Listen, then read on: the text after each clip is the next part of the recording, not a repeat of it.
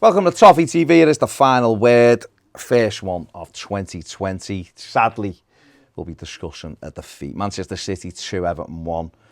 Myself and Ped, who is still struggling, under the weather. I've had loads of barocca, which I'm just keeping it here. I haven't had enough food. I think that's what it is. That's what it is, mate. Too much. I just feel knackered all the time at the moment. Probably go to bed too late. Sleeping patterns all over the place. Everywhere. I know, mine on as well. But it's mad, isn't it? It is mad though, isn't it? Yours, yeah. Just now. A defeat. What's a one defeat. Of them? I know. You know what? I was frustrated watching this, not because we lost the game, because we play Man City. I know they weren't at full strength, but they're still a good side and they're at home. Just frustrated with the way we played. And the reason why I'm not like fuming or anything like that over it is because there's reasons for the way we played, and you could see that it was a game too many really for Everton. I thought that was my opinion, but I was just frustrated that we didn't take the game to them more, and we did in the last 25 minutes, and we still wasn't good enough. But at least we had a little bit of a go. I mean, listen.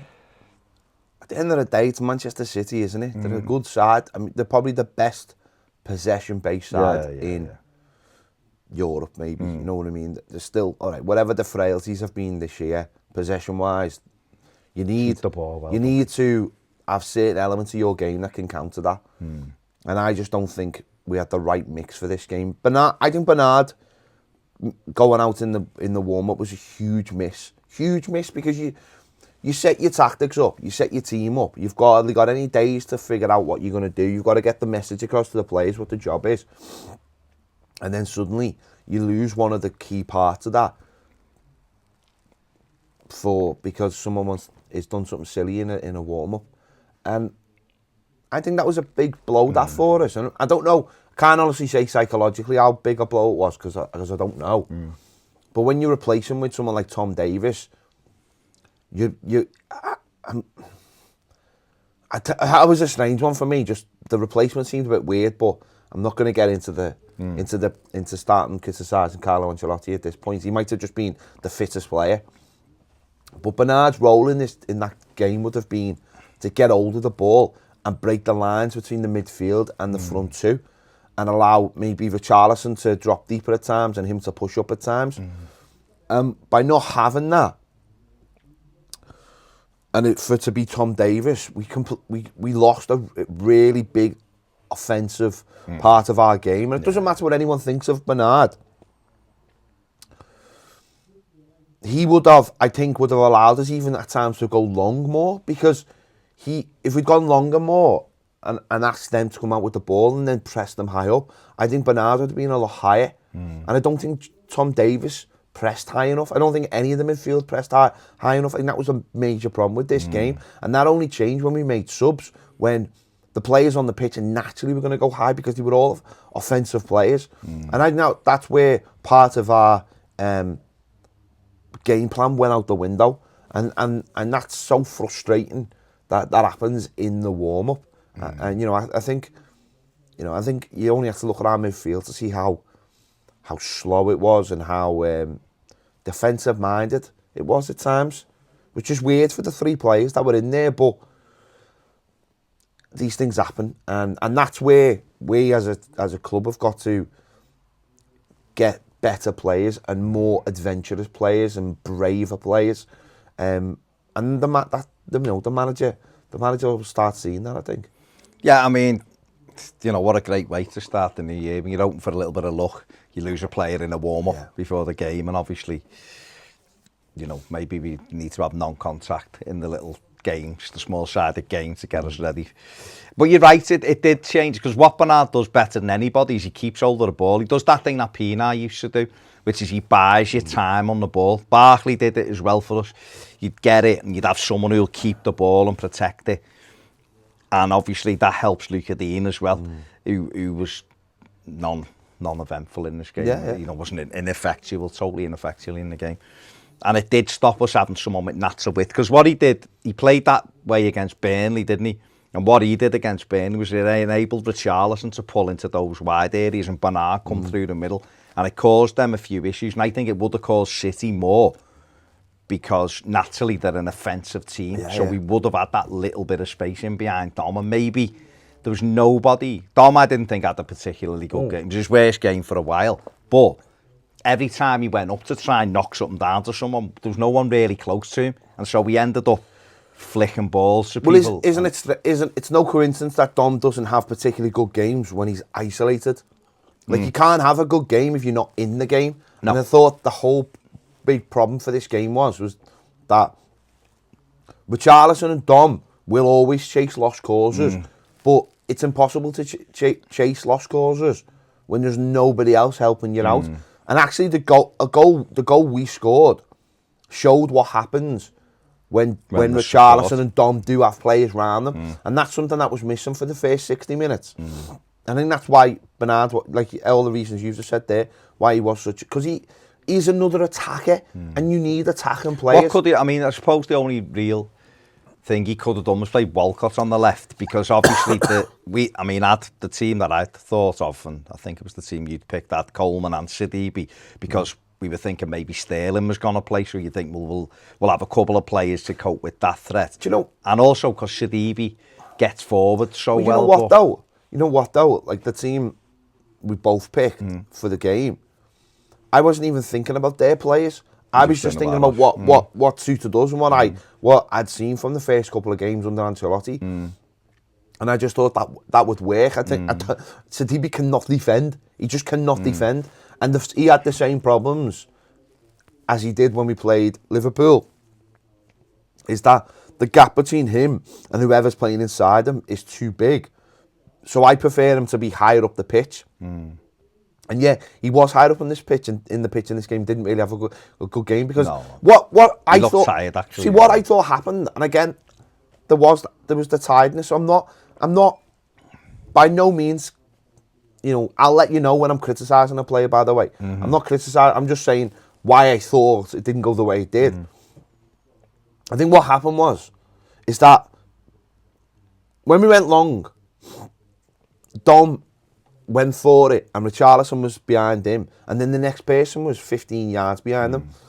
And what it meant is that people like Sidibe, who recently have been pushing high up, they don't want to go then, because they're like, hang on, if I go, and then we lose it, we're all like on little. The team never moved up and down like in waves, like it has done in the last couple of games, and I think he just got caught in no man's land for this game. Like, or do a stick or do a twist. And I think that's where, as a team, you have to be braver. And that's where we have to get.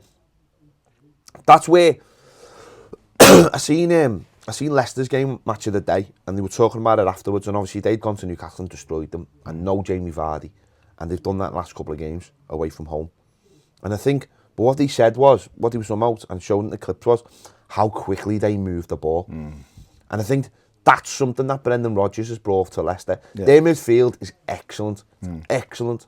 The likes of Tielemans and the lad they got from Sampdoria, and a couple of others. Their midfield, they're all very, very comfortable on the ball. But what they do is they move the ball really, really fast. Whereas you look at our midfield yesterday, and you've got Sigurdsson and Delph and Tom Davis, and they're all players who sort of linger on the ball. And I don't know whether that's because there's nothing ahead of them, but it dictates how you play. Whereas when we have a Gomez in there, or when we have Obi's in there, when we had Garner last season, it's quicker and it's faster. And I think we've not really been used to that for a while, of having those kind of midfielders who it's one up and it's popping it off and it's moving. I think that's something we definitely need, because that is the key. You look at them yesterday, how many times it was just ping, ping, ping, ping, ping, 4 passes, and they've broke the press and they're away.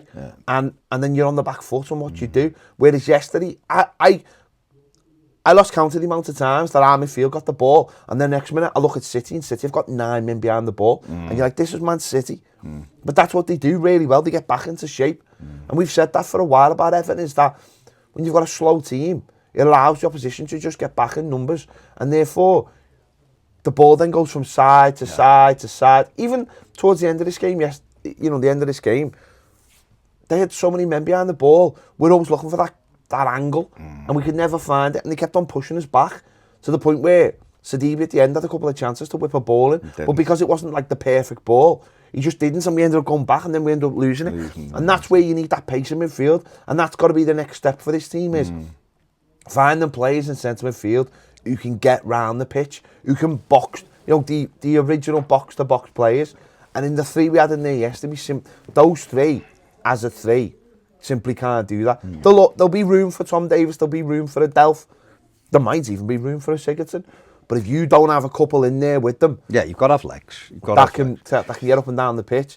They just look fresher to me. They all know what to do, which is fair enough. Yeah. Even so, they can bring a couple of young lads in, but the systems are saying they play the way. It's the way Guardiola does it. It's the way they do it. It's 3 years, isn't it? They've been doing it for time and everything else, and they're a good side. I just thought for us, we didn't do what we probably should have done, which would have enabled us to stay in the game. I mean, we started all right. We had Coleman got in round the back early on and had a left foot shot, and the keeper's made a good save actually. Pushes it over and it just lands on top of the net. But I thought we wasted set pieces yesterday. Sigurdsson's set pieces are terrible, I'm sorry. 6 corners we had, we didn't ever look a threat. We had one that he probably should have done better with. The lad done well in front of him and he took his eye off it. But other than that, they dealt comfortably with it. But I thought, in general, City didn't have too much in the first half, really. They had a goal disallowed, VAR nonsense. The goal, I mean, I just thought it was a goal. It was bad defending, first and foremost. Seamus Coleman still blind in one eye. Didn't realise the only man he had to mark, he let him go.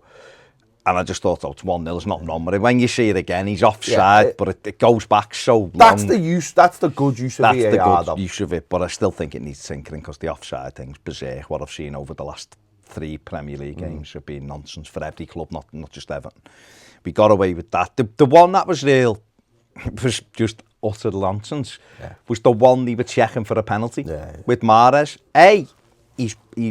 They thought the flag went up and the referee blew the whistle. So the game stops. So if he's blown the whistle because the flag went up, the game can't then be awarded a penalty. They were checking for a penalty despite Mahrez bringing it down with 2 hands. And it went on for 3 minutes. I know. And it was like, he's blown the whistle. So Holgate could have done anything to him, could have taken a free hit and put him 4 foot in the air because the referee blew the whistle. So what would have happened if they'd have gone into penalty? I have no idea. Because the game stopped. I have no idea. Let's have it right. VAR isn't the issue. The people interpreting it is the issue. The rules are the issue. The rules are just... Yeah, but that is nonsense. No, I'm saying stop the game. The rules are the issue. It's not... So, I've said this loads of times. It's not Skynet. It's the people who are making the rules. You've seen the one with the Villa game? Jack Grealish, how can it? You can't. And did you see how far back that was, by the way? No. The second phase. No. What happens is, that's the ball's coming out, and then it gets and then they clear it, and then it comes back again. So it's like there's about 40, 50 seconds between that happening. Oh, it's nonsense. It's nonsense. The whole VAR thing needs to just be. But yeah, that's mad. They need to clean it that up. Was that mad, one because for me was mad because it took 3 minutes, and yet when Gabriel Jesus scored the goal that stood, they were checking it. They had it done within 10 seconds, and even though it was marginal, even though his elbow was offside, but you can't score with your elbows. But armpits, you can't score with your armpits. No, but it's mad. But anyway, but other than that, I didn't really think I thought we defended all right. They probably moved the ball too slow for them. Like Guardiola, I imagine, at half-time was like quickening it up, but too slow. We got into shape all right. I thought we defended all right in the first. That was a terrible game, let's be honest. It just looked like we looked they're all terrible games. Steve Bruce got it right yesterday. He said there's too many games. He said I've got players. He said I got four players with the same injury. Yeah. Calf, hamstrings and all these things. Well, you're going to get them, aren't you? We said this last week. There's quality. There's too many games. People are turning up to watch games of footy and they're getting ribbon because they've got no players or there's no quality. Well, Newcastle had to make 3 subs and then lost the player 10 seconds into the second half of that muscle injury, didn't he? So, so we got in at half time. It was, 0-0. And you're thinking, right, well, if we can... The big thing I thought in the first half was Ancelotti being frustrated Yeah, with the way we were playing. Yeah, I thought that was good. That. You know, it was good. We were knocking it back, and he was like, because at first we were knocking it round at the back to Pickford, and my dad's like, I'm gonna start this again. I'm like, maybe that's what he wants to do, but then you see him fuming.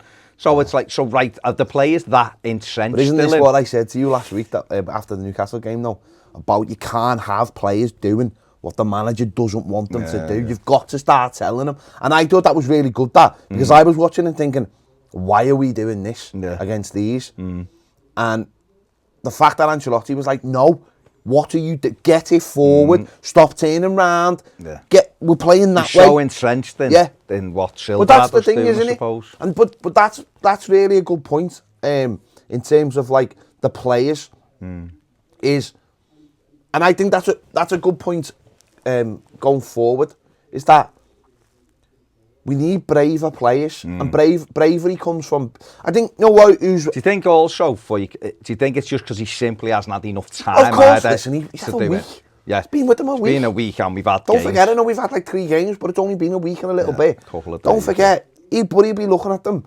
All you can do when you first go in, as a coach, is give instructions, isn't it? Organisation and instructions. And you'll be on the training down a couple of days. And listen, Sheffield United are training on Stanley Park. I know, yeah. You know, that's the mad thing today, because there's not enough days to train. So you've got to get every little, you know, that's we. So he won't be able to get that across. I think someone who we've seen in the last 12 months who's got that kind of bravery is Andre Gomez. Yeah. Nobody gets the ball and you've got your heart in your mouth, because he's the kind of player who is brave. He's brave, he's big and he's strong, and it's why we've liked him, and he likes to go past people. And we don't see that enough from our midfielders. Tom Davies tries to do it, but he's not got quick enough or strong enough to do it. And I said this yesterday on the Instant Match Action. Every time Tom Davies goes for a run, he ends up on the floor one way or another now. Right? Fouled or just shoved over. Yeah, he ends up on the floor. And I find that weird, because when he came into the team and when he scored that goal against Man City, how fluent he was, and how his runs were. Do you think it's a confidence issue? Or... I don't think that's a confidence issue. I don't know what that is. Well, what's I don't know. If you look at that goal against City, remember when he came into the team and he's playing, he'd come out the under 23s, and he had the ability to run and carry the ball. He doesn't seem to be able to have. Doesn't seem to have that anymore. He always seems to end up in a heap. No, I know. And I don't know whether Is he taking too many touches? It's just like. Then he was running into the space. Now he seems to run at players. And I don't know. I'm not having a go at Tom. I told you he was poor, but I'm not having a go. I just told you. Well, I think that's something the manager will pick up on. But what we need in midfield, and this is what I'm saying, is what Ancelotti will be looking for. And this is what, when you look from a standpoint of coming in from better teams, is he'll want braver players, because better players are braver. They have more confidence in their own ability. And that's what he'll be looking at now. And that's what gives me confidence, that he'll be saying, none of these midfielders can do what I want them to do. I want them to be brave. I want them to turn. I want them to look up and pick a pass. I don't want them concerned about the other team scoring goals. It's like when all the best teams, they can go a goal behind and they just go, just carry on. Sound, keep doing what we're doing. We'll score. It's why, like, all the best teams, even if they're 1-0 down with like 5 minutes, you still think, like the old Man United team, you're like, they'll still win this. They're playing and it's going and it's going and it's going. And Liverpool have got it now. Liverpool have it now. And City sometimes have it.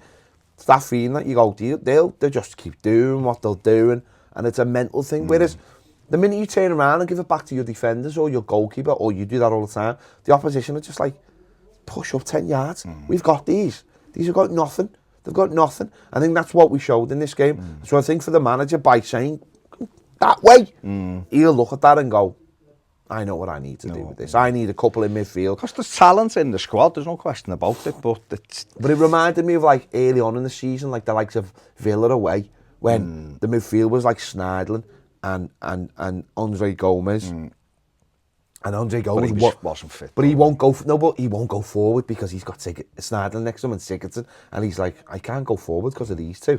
And it's finding that balance. And I think, hopefully, a game like this is a bit of a reality wake up to him and go. Well, we'll talk about that towards the end of it. We got in at half time, like you say, and we're thinking, come out now and see if we can stretch them a bit, because they weren't at the best, and they did have a few players in who wouldn't play normally, but we go and do that thing where if you actually look at the goal, they score, 10 minutes into the second half. If you actually look at the goal, the shape of us is actually all right. We've got enough men behind the ball, but no one's tight. No. So there's one pass from Gundogan, it's on. He fires it through.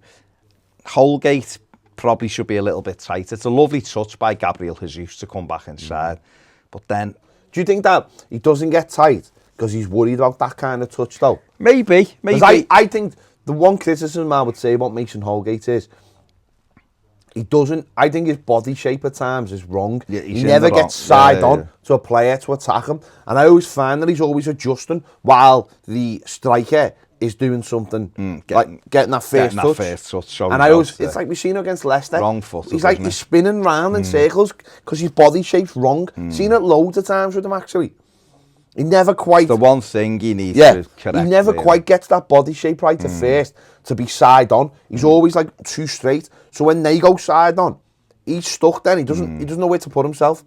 And he always loses that half a second. And good strikers only need half a second. And the first touch is brilliant. It's brilliant. The way he just shifts it back, doesn't he? He shifts it in one touch and everything's leaning that way. But then after that, he's curled it, and I think the goalie's got to do better. I think the goalie should be saving it. I've got no problem saying that. I'm not even No. I'm saying he's got a hand on it, and that if you get a hand on it as a keeper, you've got to have strong hands. And when he got a hand to it, I thought I think I'm exactly the same as you. I think if a keeper gets a hand on a shot, he should be saving it. Honestly, I think they should. And especially that from the spring. People can tell me different, but if they get a hand on it, why aren't they saving it? It wasn't like blasted, was it? Like a rocket. And it wasn't top corner either. It was, I'm disappointed that it went in, because when I seen him get to it, I thought he was going to save it, and it dropped in. And you're one down. It's him. He scores against us all the time. He's got that thing against us, hasn't he? And then we done the thing that Everton do. And I hope this is another thing Carlo Ancelotti will have to fix, is that stay in the game then. Teams will score goals. It's the nature of football. You said it before about the top teams. If they concede, they make sure they don't concede again. It's get your shape, get tight to everybody, and just get through the next 10 minutes and we'll feel ourselves back into the game, and we go and do the same again. We stand off them, there's gaps, they play a nice little move, they get a man over, it goes off to Jesus. And he hits it, and this definitely for me is 100% the goalkeeper's fault, because near post, the thing kids are taught as keepers, protect your near post. And if Gabriel Jesus hits that back across him into the roof of the net, you look at your defenders, because you can't really blame the goalie because it's flew past them up there. But when it goes in at your near post low, that to me was the goalkeeper. I think both of them were the goalkeeper. I've got no problem saying that. Goalies make big saves, don't they? Do you think he'll be sitting there today going, I had a good game? I mean, if he is, he's wrong. Yeah, I don't think he will, but I just think that he's got to... Those moments are key. He could have saved that. We might have got a draw, blah, blah, blah. It's ended up in the net. I think he's got to look at himself and go, nothing should be... The best goalkeeper saved them. Yeah, they do. The best goalkeeper saved them. It's the thing that will stop. Because I think he's got loads of talent picked for the do. I think he's great with his feet, and he's a good goalie. But there's areas of his game that he's got to step up another level. His feet up, does he? See, that's one where you would save it. Yeah, that's what David De Gea. That's what De Gea should be brilliant at. I mean, not anymore. But that's what De Gea should be brilliant at. Same with his feet. That's one where you save with your feet. That's one when you're a kid and someone puts you in goal and you don't save with your hands and you save with your feet. Kick it, yeah. It was just a poor goal. It was a poor goal defensively, and the goalkeeper should have done better. That's his job. Do you know when people say, well, I've seen people. It's like Pickford. Sometimes it's like one way or another. Like, he's the best goalie going, or he's the worst goalie. He's somewhere in the middle. But you've got to criticise him, haven't you? You've got to be able to say, go. And it's not like a personal attack. It's just that when you're looking at goals, you will always go, well, he was at fault, because that's how goals are scored, aren't they? The same as you give him credit if he makes a brilliant save. I just thought he should have done better on both goals, but defensively we should have done better. And that's something the new manager can work on. You know, sometimes you learn more from a defeat than you do from a win. I'm sure, well, I've seen the stats, and we don't give up many shots on goal. No. And yet we concede loads, or we have conceded loads. Yeah. There has to be a correlation there somewhere. And for me, Pickford, in the last year, simply has not developed as a goalkeeper. He really hasn't, for whatever reason, whether it be mentally or whatever. He has not developed as a goalkeeper. And someone actually pulled me up on it on the comments, saying, "Oh, if you go back to your first video when he signed, yeah, good goal. I was made up, and in the first season I thought he was brilliant. But since then, I don't think he's kicked on one bit." And do you think that's down to who the goalkeeping coaches are? I honestly don't know. And I'm not blaming Alan Kelly, because the fella's only been working with him. I honestly don't know, because I'm never been a goalkeeper, and I've never been a goalkeeper coach. But when he crosses that white line, surely it's on him. And I refuse to defend somebody when I see them making mistakes, or not even mistakes. They're not mistakes. Because it's not like he's thrown it into his net. No. But I think sometimes we look at goalkeepers and we think that everything they do is down to dropping the ball and it going in. It's not. It's things like that. Yeah. That's bread and butter for goalkeepers. Goalies make big saves and get you lots of points. That's what Neville Southall. I judge most goalies on Neville Southall, because I've seen the very best. And if you look at people like Ederson now and Alisson, even for them, and the top goalies make big saves. How many? I don't watch Liverpool's games, but I'm aware of how many important saves he makes, even because they've won games by the odd goal this year many times. Well, isn't that where... And he's made, even Wolves the other day, when he beat Wolves, he made 2 brilliant saves. But isn't that the difference, though? They had Mignolet. They had Mignolet and Karius, and both of them were making mistakes, and people were saying things like... And Bravo for City, by the way, as well. Exactly the same. Exactly the same. They had Bravo, and it was like every time they had a shot, and it went in. Like every time. And then they brought the one they got now in.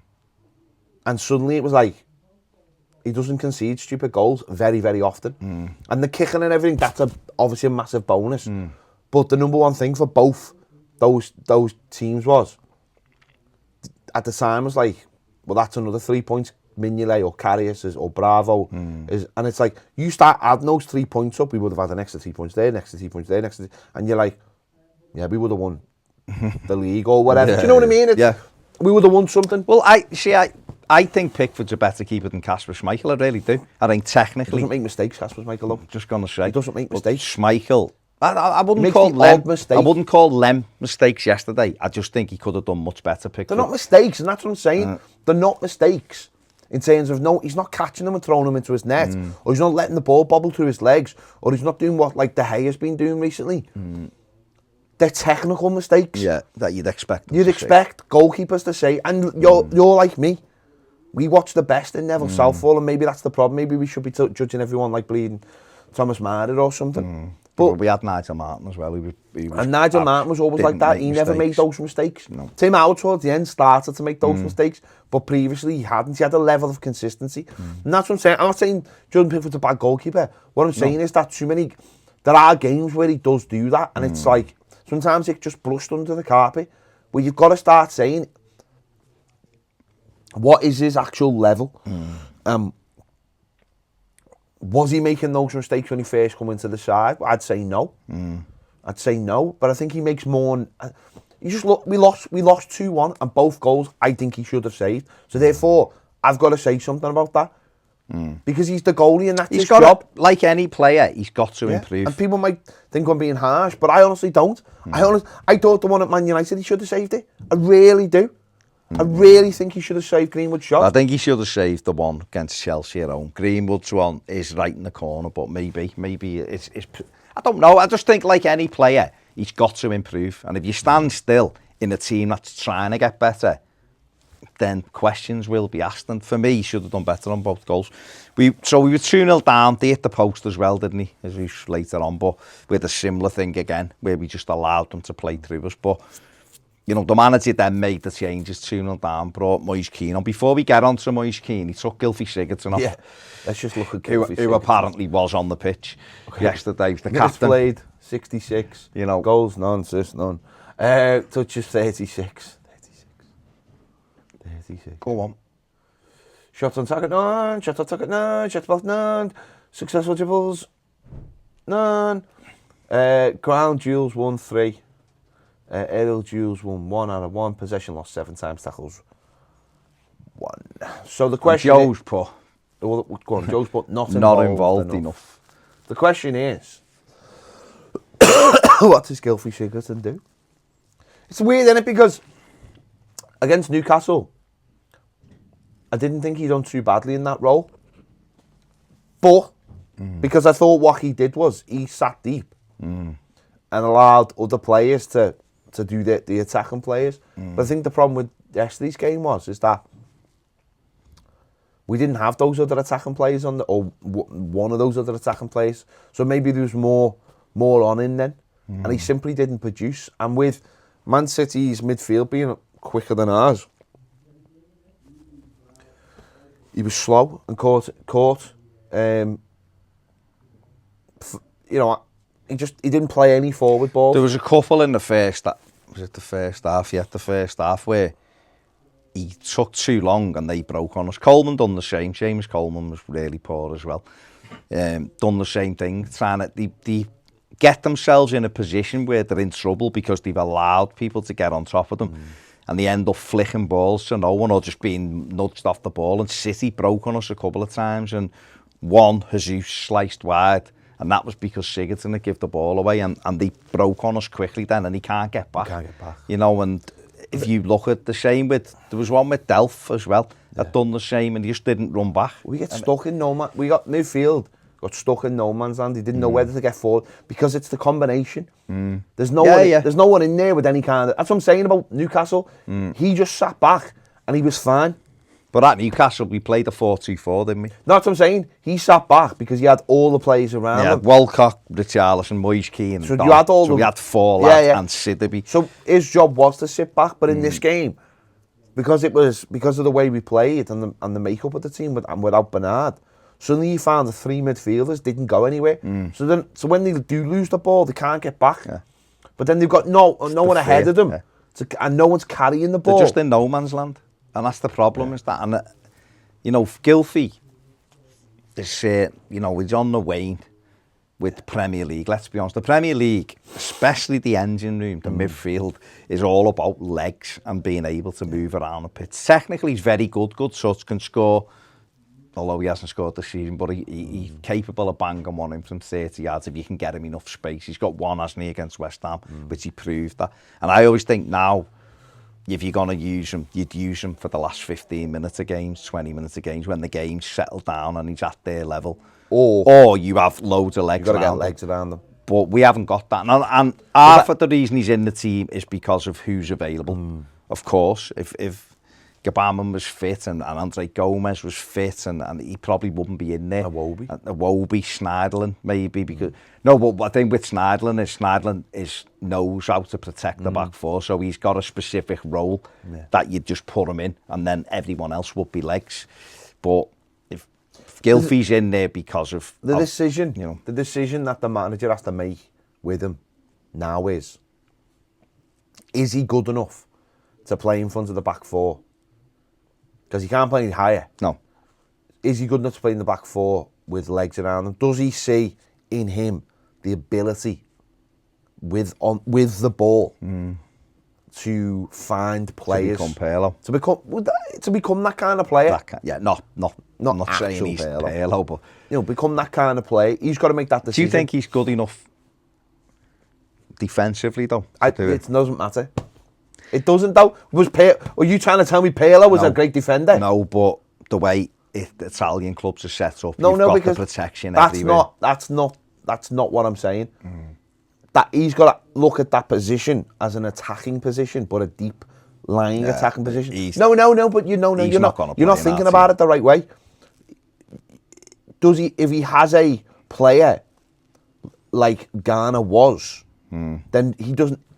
Just because he sits deep, he doesn't have to be defensive. Yeah. It's just that he's the player he gives the ball to. No, you've got to have those runners. If you don't, the manager's got to make that decision whether he can buy someone or two that can play that role. And if he doesn't feel like that, then I think he'll just get rid of him. Yeah. Because he's not old enough where he becomes a Baines where he just sits on the bench. He's still only 30. He can still go somewhere and do a job, and I think he'd rather do that. Yeah. There's no point in him sitting on the bench for us. It's just whether the manager thinks he's got enough technical ability and whether he can whether that you sacrifice the other parts of his game. Now, you have to be very good to do that, and I don't necessarily think he is good enough to do that. But that's up to the manager to decide whether he has got... If you can buy him a bit more time on the ball, and then you have runners and he can pick passes, is he clever enough? Does he do that, though? Well, he doesn't do it at the moment, but that's the jigsaw, isn't it? That's the whole jigsaw. I think for Everton, and for the way I see it, I just think he's not... What was Snydland very good at when he came into the side? Recycling the ball. But giving it to players like Barkley, who could move the ball. I honestly think the way Ancelotti likes his team, I think he does like it. He likes a 4-4-2. Well, no, that's what I'm saying. And therefore, if you're looking at having two in the middle of the park, then really they've got to be mobile, haven't they? Because you're only having two men in there. If he goes to a 4-3-3, then you can have one with two, and your legs become them, don't you? And then you're too wide. So he may, when everyone's fit, he may move the team slightly. He might move away from a 4-4-2 for certain games or whatever. I just look at the likes of Sigurdsson, and that, you mentioned it right at the very start of this discussion. The combination isn't right. Him and Delph are very much like him and Schneiderlin. Yeah, it's too slow. Tom Davis, I like Tom Davis, but he's even too slow to play in there.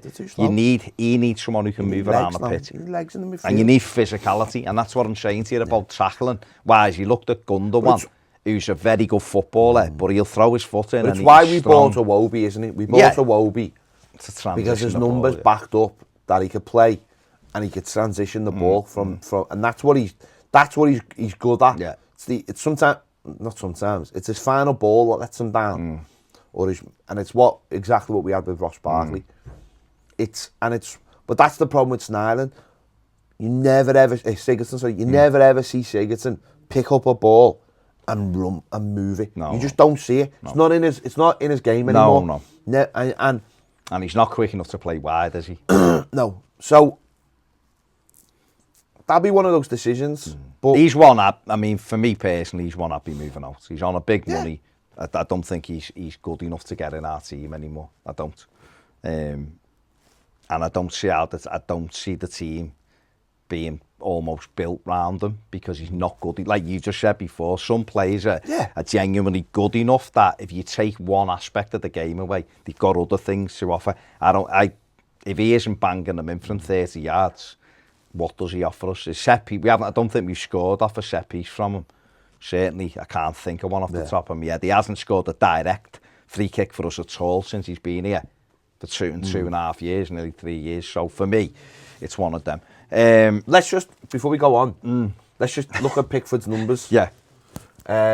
Saves 5, punches 0, run out. I don't even know what a run out is, but I'm sure it's coming out to collect the ball. Okay. That's what I'm saying. Okay. Touches 59. I don't know, that seems massively high for a goalkeeper. I mean, he's got 59 more than Sigurdsson had, what, 30? Accurate passes. 66%. But you will get that there. Yeah, of course. I mean, that's here nor there. Long passes, long balls, accuracy 34 out of, and there you go. 50% accuracy.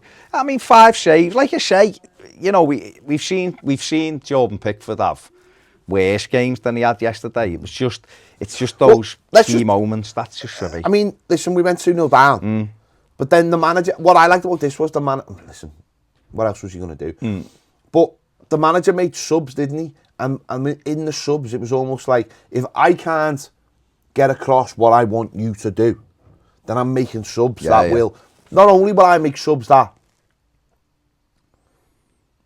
do what I'm asking, but they have to do, because I'm bringing 2 forwards on. So therefore, we have to play in a different way, because Moise Keane isn't going to start running backwards. No. Walcott's not going to start running. Like, the subs really dictated how we played. Of course, and I thought that was really good as well, because far too often you make subs who are just like for like. Yeah. And just do what? Go, and they go in and they add a freshness, but they don't change the way you play.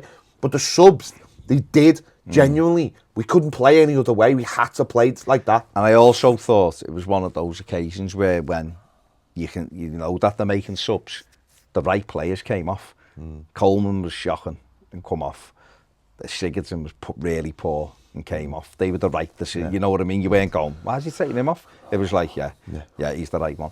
And interestingly, Richarlison was just about to come off for Anthony Gordon when he scored, because he'd been poor as well.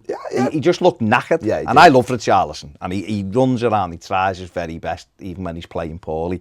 He's still a threat. It was just that there was a couple of times second half he picked the ball up when he was running, and he didn't have anything to go past. He just didn't look sharp. And anyone who's ever played football will know that the tiredness doesn't start in your legs, it starts in your head. Yeah, but you don't see things that when you're fit and when you're sharp, it's just all there. And but as soon as you get tired, you just start making really bad. And this is another reason with Tom Davies, I think, why he's being caught lately in possession. I think he's tired. And people will look at that and go, he's a footballer. I don't mean it's all that skateboarding, Baz. Yeah. I don't. And those suits are really heavy. They are. The Christmas Day suits, suck it out. I don't mean it like that, like, oh, bless him. But what the reality is, Everton have played a lot of games in December, whether we want to make excuses for them or not. I'm not making excuses, but at some stage, things we'll get on. We played Thursday, we played Saturday, and we're playing Wednesday. So we've had 3 games in 6 days. We played a lot of games already, building up to that. And some games, don't forget, we've only had like really 13. Duncan had a couple of benches that had half the kids on. So this to me was just a game too many against what you said before, someone who keeps the ball so well. And then the minute you go behind, you realise that you're tired. Mentally. And they were fresh and moved. Don't forget as well, players weren't fit. No. When Silva, they weren't fit. So therefore you're going to get tired quicker. Duncan's started the process of getting them to run a bit, but they're running more now than they were doing. So they're also going to be tired. And it's difficult to get fit. I mean, to get the energy levels, the stores at this time of year, but they weren't fit, so they're going to get tired quicker. And the accumulation of games and you know, everything that means is it's why he made 5 changes for both games. He's trying to keep it fresh, because he understands that legs is the most important thing at this time of year, and you're trying to stave off getting injuries as well by keeping players fit. But I mean, the one thing you'd say, like a positive out of it, we stuck to the task. You know, we could have folded even worse when we went 2 down. We didn't. We got a goal. You know, the goal itself is good from the point of view that you're 2-0 down and you're still chasing them. They're arsing about with it. Yeah. You know, Bravo, right? Bravo, before this happened, before this goal happened, he played a pass backwards. How do goalkeepers play backward passes? There was someone behind him. But do you know what, though? The goal. So obviously we've got Walcott pushing up, we've got Richarlison pushing up, Moise Keane pushing up, Don pushing up, and suddenly you got 4. And this is what, if you've got a fresh side, where you can do damage to a team like City. And we've seen that before, especially when Bravo was the goalie, funny enough. And like John Stones and stuff. But he kicks it out, but Richarlison's onto it, throws a leg in, and it's those little things that allow you. And it's like, it's things that we weren't doing in the game, challenging for headers, just to put other people off. Like you said before, Yerry Mina going off for a header, someone just jumps in. He can't beat him in the air, but he jumps. It's enough to take his eye put him off. Richarlison throws a foot in, we get the ball. Moise Keane keeps it alive in the box, does really, really well. Theo Walcott's it. So we've got 4 players in the box. So if it drops, they don't get a chance to clear it. Walcott puts a ball across the box, and Richarlison to the back post and puts it in. And suddenly you're back in the game then. And it's because of those tactical changes. Yeah. And it's about that, but it comes down to are you brave enough? And having those players on the pitch meant we had to be brave because they weren't going to do anything else. Do you think we should have, at the start of the game, we should have just... Because I don't mind us having... We'll have a way of playing under Carlo Ancelotti, right, as we go forward. And we'll have players he'll buy better players and we'll play with a slightly different style. But I would have gone and used a little bit more long ball tactics for this one to miss the midfield out, because their midfield is good no matter what. De Bruyne is incredible, and Gundogan. I'd have just banged. But this is actually a good point. Did Ancelotti need a game like this to address the issues in the squad? Because what it does, it tells you, doesn't it, that it tells you that who's willing to make those sacrifices, who's brave enough to win there. And you're absolutely right about going long. But the problem with going long was we did go long a few times, but every time we went long, and we mentioned this before, only Dom went and Richarlison backed them up, and it was very easy for City to play out. So suddenly then you've took your front line out of it, and then your midfield is dropped off. That allows Man City to come up another 20 yards before anyone pushes on them. Yeah. And then Sidibé... It's no good having one person press, because you play round them and then it draws the next one out and you play round him. And... I think, I'm not saying he needed a game like this because you don't want to see it, but it was a reality check. And the fact that he's standing on the touchline telling players, move up, push up, get higher, he'll know now, I think, for some of them. And you've got to add the tiredness factor into it. But he'll be looking at going, some players out there who are good players, but they don't fit what I want. I want brave... Because when you go into that Champions League level, you watch every footballer, and especially in the latter stages, and players are prepared to take it. Under pressure. Under pressure, with in a postage stamp area, and turn or pop it off, and then Get go. It back or whatever, And they're prepared to run at people, and they're prepared to do dangerous, because that's what wins games of football. Being high up, swarming, pressing, being comfortable in possession. It's doing the safe thing doesn't get you anywhere in football at the highest level. It doesn't do anything. So he'll be looking at that going, I need to buy players who are brave enough, who know they can get up the pitch and then get back. And if you've got 4 or 5 of them in your team, it makes a hell of a difference. You just mentioned Richarlison there. He will try and take people on, whether he's tired or he's fully fit. And sometimes we criticise him for it because you're just like, why have you done that again? But it's that winning mentality that allows him to do the dirty work as well as the good work. And we need more of that. Whether you like it or not, we need more of that. Oh, well, I just think he didn't have a very good game. He just looked tired, but he showed that he's a goal threat again. He was coming in round the back and he smashed it into the roof of the net. You're back in the game. It was that next bit where you seen the tiredness though, that we didn't really stretch them enough. You mentioned it before, we had a couple of opportunities. We got a corner, Dom had a header that just we could have gone anywhere, it went wide. But there was opportunities to put balls into the box, and we had one with Sidibé, Tom Davis, just throw it in. We turned and gone back to the halfway line. There was the hesitation. I mean, Moise Keane had the half with the volley. Should have just pulled it down. Confident-wise, I think he lets it hit him, and then it's a shot. But he's probably in his head, and I sort of liked it. Well, he made a decision. I like the fact that he has gone, this is going to go top bin, I'm going to be the hero, blah, blah, but it just didn't come off. But you're right, you come to the end, and you've got Sidibé, who a few times had 4 or 5 chances just to whack a ball in. Yeah. But he's terrified that if he doesn't get it right, gets it wrong, they're back, and that's your last chance. But it's the bravery again. It's being brave enough. And he normally is, isn't he? Yeah, but I think there was a bit of tiredness. It's an infectious thing, though. I think as well at times.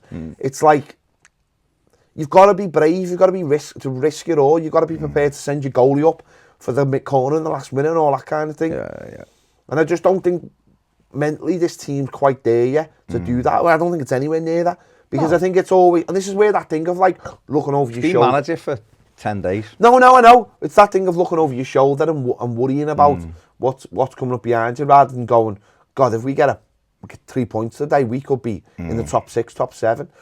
And I don't think an Everton team has had that mentality for a while of, they're always like, oh, you know, it's 7th or 8th, and that's why we always finish 7th or 8th. Gary Neville mentioned this last year. He said Everton are great, they look good and blah, blah, blah, towards the end of the season. He said, but they just don't have that thing. They don't have that killer thing. And that's what I mentioned before about Leicester. You look at Leicester at the moment, you go, Leicester have got that. Leicester have got that. Doesn't matter if Vardy's playing, doesn't matter. You see Maddison yesterday's goal, great. But then that Chelsea comes on, it's his first ever goal. He rattles one in, top corner. But they're on their confidence. But that's what I'm saying. No, it's that willingness to take risks. They've got beat Liverpool 4-0. Man City have done them 3-0. But they're just like, it doesn't matter. 3-1. Yeah, whatever. It doesn't matter, does it? Yeah. It's like we get back to winning ways. It's confidence, isn't it? And we've had it really. We've just gone to Newcastle and won a tough game.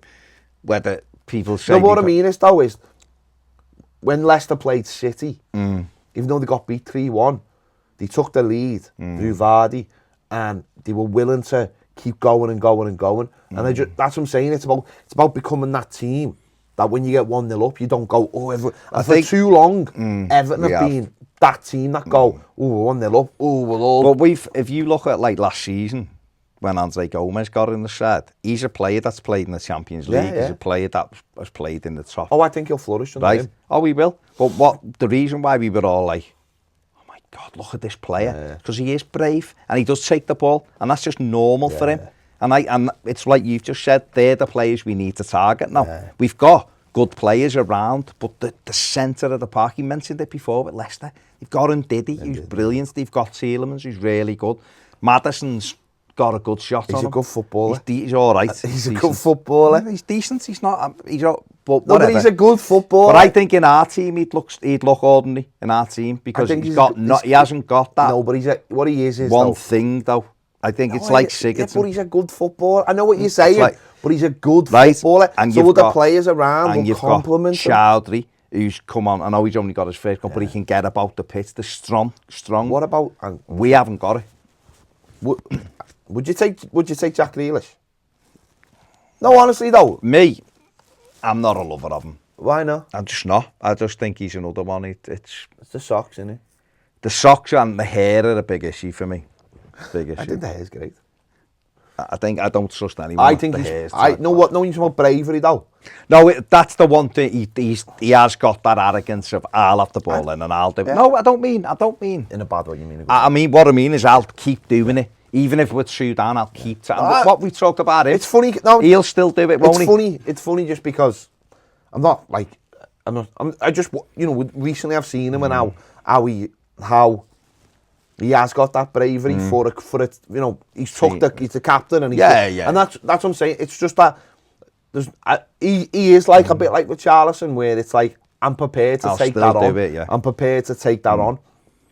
But he's doing it in the most important place on the pitch, in the centre of the park. And I just think that's what we're missing. We're missing that player in midfield who's just going to go, I'm driving the bus today. Rabiot, I'm driving that bus and I'm gonna be up and down, and I'm going to be everywhere. And I'm going to do the dirty work, but I'm also going to lead my team forward and grab this game by the scruff of the neck. And there's not many players. We don't have anyone like that, really. I mean, as I say, Richarlison will do that. I think Tom Davies tries to do it, but he tries, but he's not quick enough. He's not quick enough, so it's great trying to do it. And what he's got to learn is when he's gone past the first man, pop it off and then maybe get it back. I'd love to see us get. Well, I'd love to see us get someone in midfield who's got the legs and the belief, and then put someone like Gomez in there, and suddenly just see where that takes us. And we don't know what Gabaman's going to be like. I was going to say that. We don't know. If you look at him, he's quick. He's 6'4". Can play it long and short. He looks a good player. We don't know whether I was checking last night, and he got injured on the 15th of October, and they said he was going to be out for 3 months. So it's in a couple of weeks' time. He should be back. He should be. Although it normally takes about 4 months to get over that injury. So I mean, I thought it was interesting that Beginning of February. the players, Everton had tweeted, looking forward to seeing you back. I know Gomez, Well, Gomez was on a bike, innit? but he was, and you just said Fully he's lighted up on the a bike, on the old peloton. Imagine seeing a picture of him, and our new analyst, the women will be, and the men will be loving it, won't they? Yeah. The new analyst looks like a male model, and you've got Gomez, who looks delicious. Just like... Yeah, it's awesome. And then you see Frank Jeffers. No, he's not on a bench. No, listen, I've seen a lot of...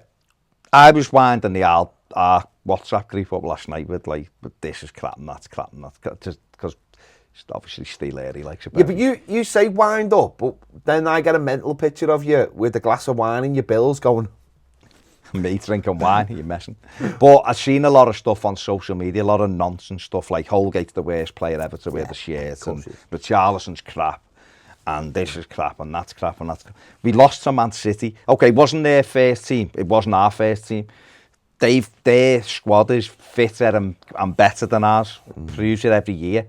So we have to take, when we walked out of Anfield, when everyone walked out of Anfield that night, everybody would have took one defeat in the next 6 league games. They would have. We've got ourselves 10th or 11th in the league.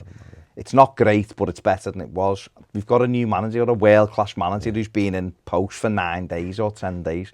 Just let it play out. We're going to lose games, aren't we? Got Sunday, and then after that, then it's a game a week. It's a game a week. I know we've got Newcastle, but then after we play Newcastle, we've got a break again. It's a break, hasn't it? We've got a break for that new winter break. So the manager said himself after Liverpool, "We sit down and we'll talk about bringing reinforcements in, and then they're gonna have a week to prepare for games." Up until maybe the next, if we win. And it's not even preparing, it's resting as well. And resting. It's resting is the most important thing. Getting players back, knowing what your best team is, not having to make 5 changes every game, and coming up with something. And the other thing as well is that when we're saying resting, and people, I do see this, people will go, the professional footballer tired, they want to do work in a factory and all that. I get that. I'm not saying in the grand scheme of things but what I mean is when you've got we're just talking in the football world, and we know that the football world's nonsense, so let's just talk about that. In the football world, we haven't got a team that is quick enough to get about the pitch. So what you have to do with the complement of players we have available in the midfield, especially, those players have to not be tired to be able to compete. And if Everton have a week between games, and they've got the ability to get about the pitch, they will win a lot of football matches. Can I just say, I can't take anybody seriously who doesn't think that tiredness is a factor in football. I just can't take anyone seriously who thinks that a sum of money makes you not tired. I just can't. I know, but I can't. The minute anyone comes into a conversation and says, well, I just love the fact that, like they're sleeping on it. Like it gives you like some kind of extra superpower when you sleep on it. It does not matter. Like horse blood. Yeah, a bit like that. Yeah, a bit like the Al Lance. The Al Lance FC. The Al Lance FC. No, but they've got a special drink apparently. Have they? Oh, apparently they've got. Well, why doesn't everyone have the special drink? Because only some German fella came up with it. The elixir. Apparently they've got the elixir of life. Apparently. It seems like they have. No injuries. Play 96 minutes every day. 95 minutes. They're amazing. Win everything. No, anyone who says that tiredness can be cured by money is just mad. It's just mad. It can't. Players. What money does allow you to do is try and be the best that you can be, right? So if you need to put the extra work in to be fit, then you do that, and that's fine. That's great, but it does not stop you from being tired. You can't tell me. Richarlison at Newcastle was running through brick walls in that game, and then 3 days later, he's struggling at Man City. It doesn't not matter how much money he's got or a new contract or whatever. It's caught up with him. You could see it. It burns my head out.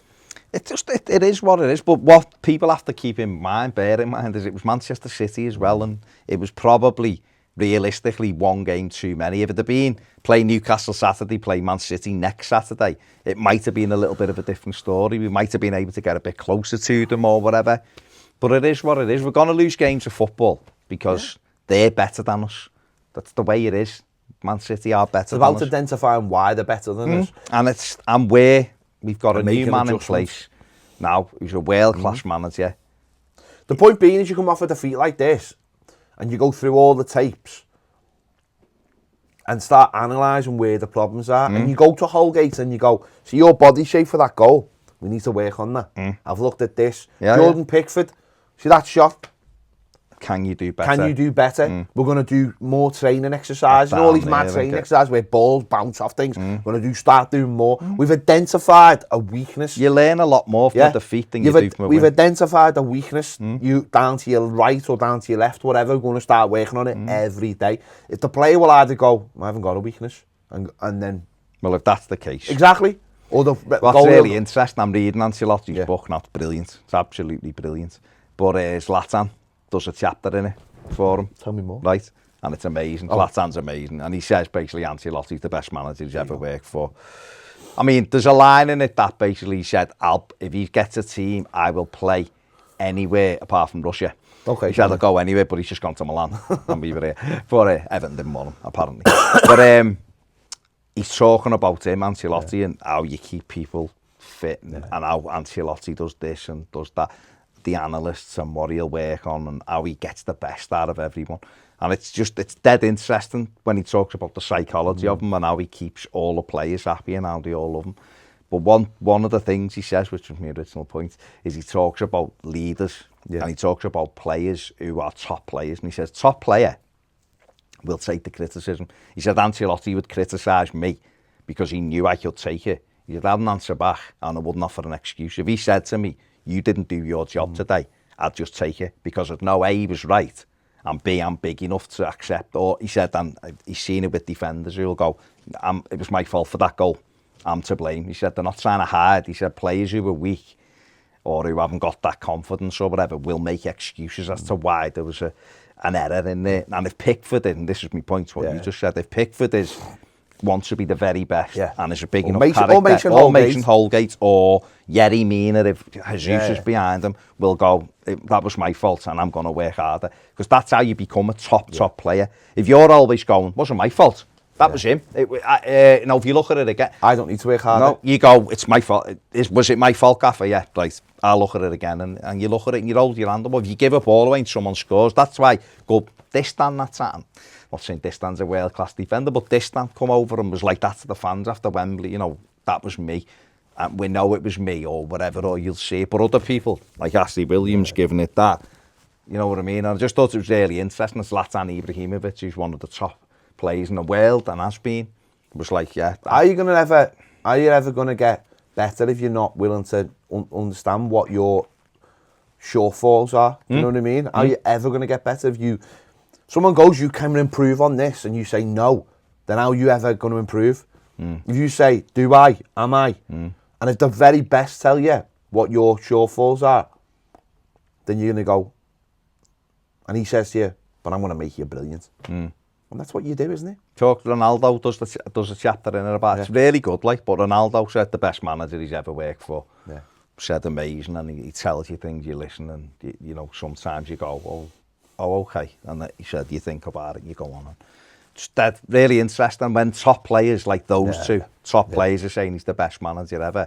This bunch of players needs to take every little bit of advice that he can get from him and his analysts and all of that to improve. And if we do that, we'll go in the right direction. Disappointing, we've lost the game, and it's how we bounce back. Okay, you've got a tough game on Sunday as well in the FA Cup, but I'm looking ahead of that anyway to the likes of Brighton, because I think we've got a block of fixtures now that if we're fit and we work hard, we can get a lot of points that'll take us closer to the European places rather than looking the other way. Because I think that's how we have to look.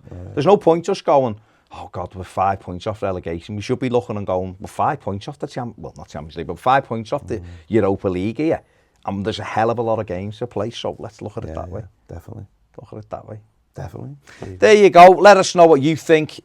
Have you just consigned this one to one of them things? Disappointing, but there was reasons, or are you one of the Evertonians who are furious with Carlo Ancelotti? Should have got Moyes and all of that. Let us know in the comments section below. Give the video a thumbs up. Subscribe if you haven't. If you want more videos, join us on Patreon. Other than that, Happy New Year. upwards and onwards with Carlo's Blues. See you later.